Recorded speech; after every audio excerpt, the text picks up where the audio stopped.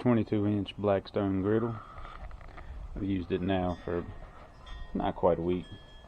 Got the 20-pound propane tank hooked up to it.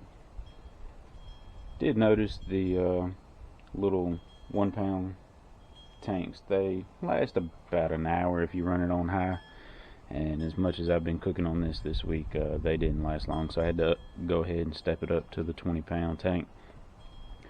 But as you can see, seasoned pretty good. Colors coming in good on the metal. If I'm not mistaken, these are a cold rolled steel, not a cast iron. But I'm telling you, the more you cook on it, the better things taste. It's awesome. Easy cleanup, easy maintenance as long as you stay on top of it. I did get this at Walmart. Did come with the stand and the lid. Very pleased with it, very pleased with it. I don't really use the lid so much. What I particularly wanted the lid for is protection from the elements. Being that these do stay outside, I wanted to be able to close that lid and keep things off the top of the griddle. It does come with this little side shelf right here. What I will say is it's not quite big enough to really put anything on. And once you have the Coleman 1-pound tank on it right here, you have to angle this up right here, and the 1-pound tank sits right here on that shelf, and it really takes away from your space for your spatulas or anything like that. But overall, very pleased with the griddle. Very, very pleased. Alright guys, got a 22-inch Blackstone Griddle here. Done already got it up, preheated up to temperature. I just went ahead and run it on high to get some of that oil from the last cook off, and as you can see, some of the smoke still coming off of it. I'm going to turn the temperature down a little bit and get these nice ribeyes for Valentine's Day on it.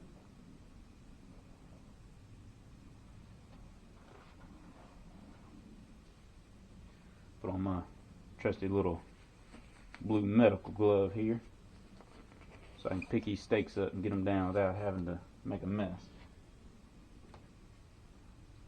Well, first I'm going to get a little bit of oil. I just use canola oil. It seems to be cheap. Goes good. That should be good. Go ahead and get the spatula. Give that a nice little rub around. Now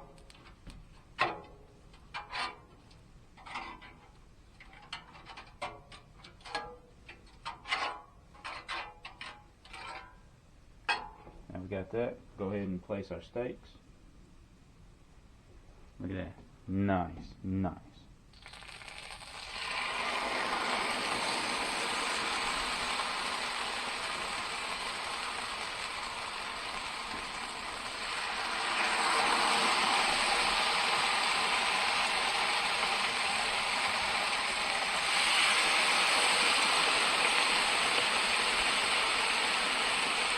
Go ahead and turn that temperature down a little bit. Right now it's going to get that nice sear. We're going to let that cook for a few minutes.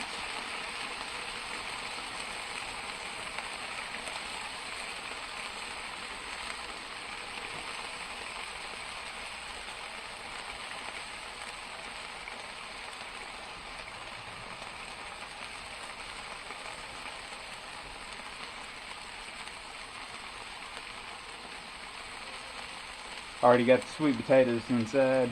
Went ahead and turned the oven off. They're nice and soft.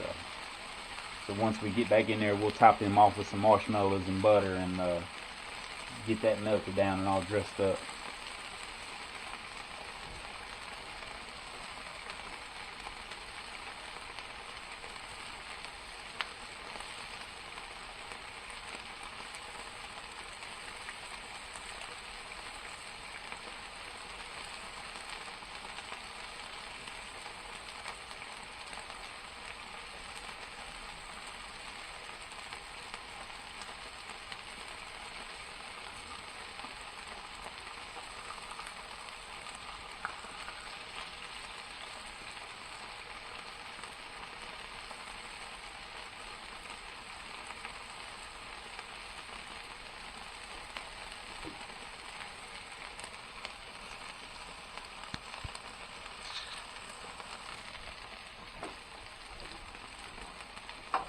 we're gonna go ahead and just give them a nice little check here. Looks like they got a real nice sear going on the bottom. Just gonna make sure ain't nothing sticking. These are some hefty steaks, I tell you. Just picked them up at the local grocery store. Of course, being Valentine's Day, they had these two butterflied open, making a nice little heart.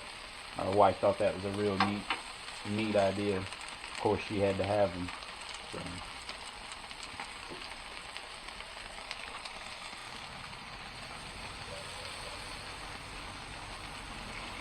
Alright, I think we're going to go ahead and maybe give these a flip just to see what the other side's looking like. I've never been one of the big type to have to leave it on one side for a certain amount of time and then wait and flip it.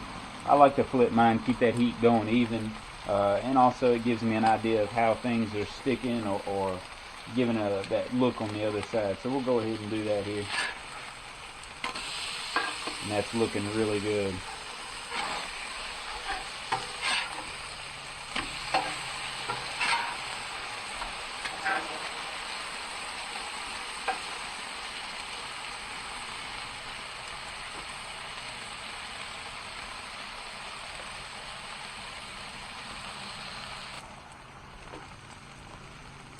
Alright guys, we're back here.